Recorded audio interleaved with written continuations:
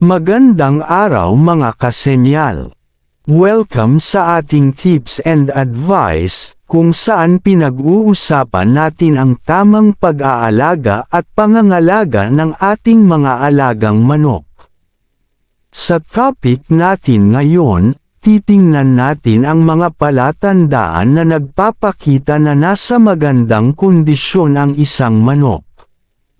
May dalawang paraan ng pagsusuri, ang traditional at ang mas modernong scientific approach.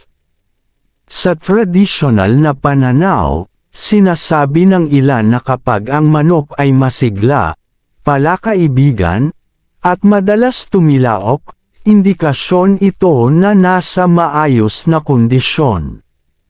Sa scientific o modernong pag-aalaga, mas nakatuon sa mas konkreto at nakikitang ebidensya tulad ng maganda ang katawan at hindi payat, mapula at healthy ang mukha, maayos ang kilos at hindi matamlay, alerto ang mga mata, nakakapag-ehersisyo ng regular, nakakatanggap ng tamang pagkain, bitamina, at daily routine.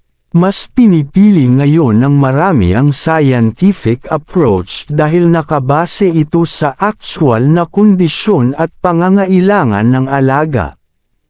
Tandaan, ang tamang pag-aalaga ay hindi biglaan.